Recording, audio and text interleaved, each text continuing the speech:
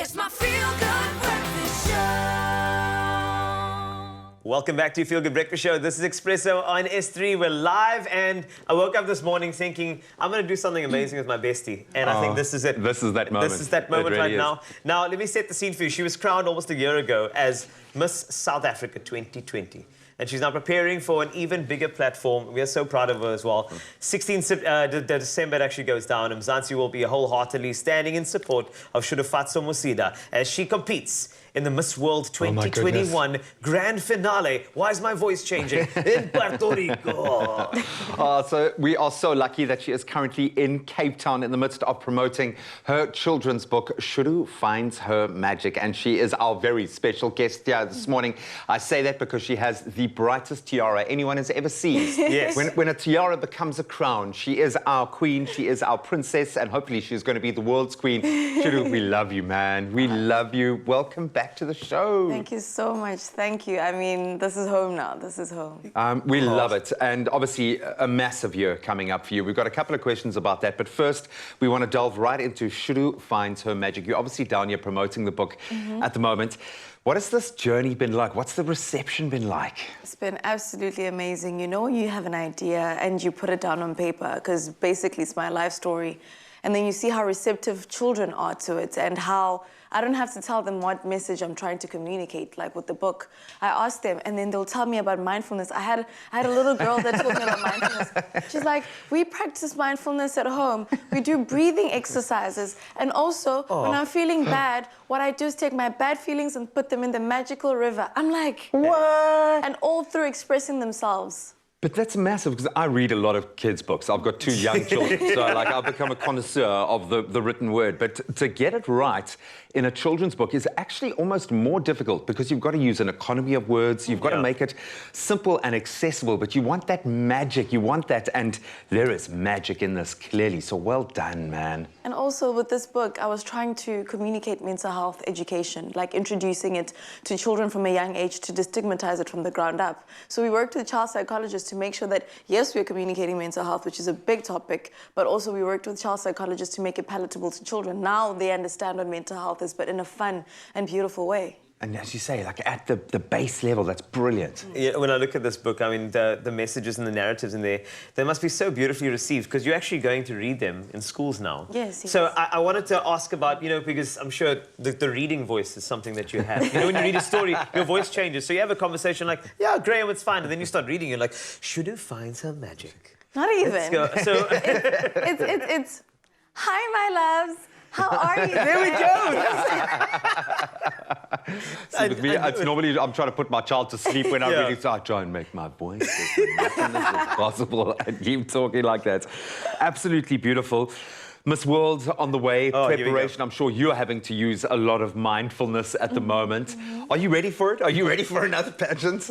I think I was born for this. Like as I watch it, it's beauty with a purpose, and that has been my core, the core of who I am since I was 8. So when I see the projects, when I see what the cornerstone of Miss World is, I realize that, you know what, I was made for this moment, and irrespective of how it goes, like this is the time for it. This is the time for me to go represent our country, and I couldn't be more proud to represent a more beautiful country. Because it's a platform. It's the biggest platform that you can have. It's a huge platform, because I was talking about how mental health is not a South African issue, it's a global issue. Bullying is not just a South African issue, it's a global issue. And taking it to the world stage to get more resources, to get more voices, and to amplify my voice on a world stage is just absolutely amazing. So I'm looking forward to just standing there and just showing them our beauty with a purpose, and showing them the South African children and how they've been receiving this book as well. I couldn't be more proud. We couldn't be more proud of you. And I know the preparation can be quite grueling.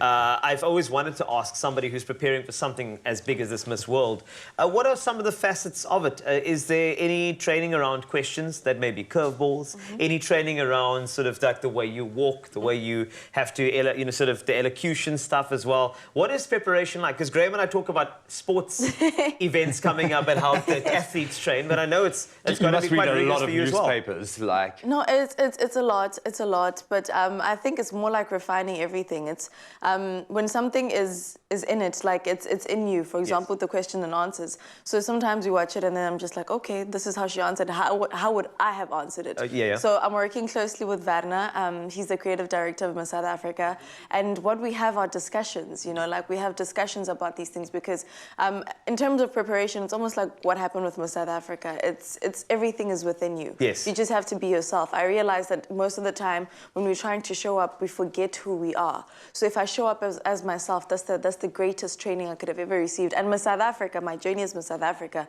I've been so blessed that I don't know if I'm the first Miss South Africa to have a full reign before going to an international competition, but being Miss South Africa has been the greatest training of all because now I just have to go to a bigger stage and still be myself as Miss South Africa 2020. And of course, you've had this over the most challenging year ever. So, I mean, what a wake-up call for the world. So if ever there was an opportunity to have a voice, this is that time. You're going to hand over your crown. I've been present on stage while that crown gets handed. I cried because it's such an emotional kind of passing of the torch because you know what goes into carrying that mantle, wearing that sash and that crown comes with a huge amount of responsibility. What do you have to say to the top 10 finalists? Never mind the winner, but those girls that are going to be so close. It's tangible. It's almost there. What do you say to the finalists who are gunning for that crown? I think I've sat down with them actually and we had a conversation. And I spoke about how with our year, for example, with the 2020, I gained 9 new sisters, 9 new aunts from my children. And the finalist stage for me is the most important stage because that's when you realize that we are better as a collective. Yes, as Miss South Africa, you've got a team, you've got everything. But then you know when you're going after the same thing, which is the crown. So what I have to say to them, when you're going after the same thing, which is the crown, you realize that we all have different causes, but somehow they're all interrelated, interlinked. And if you just listen to the next person, you realize that even when you win the crown, you're not only carrying your dreams or your aspirations, you're carrying all those 9 voices with you, and you're just taking them as one and pushing them forward and using the platform that you have to amplify not only your voice, but all the voices that you've heard as from the finalists.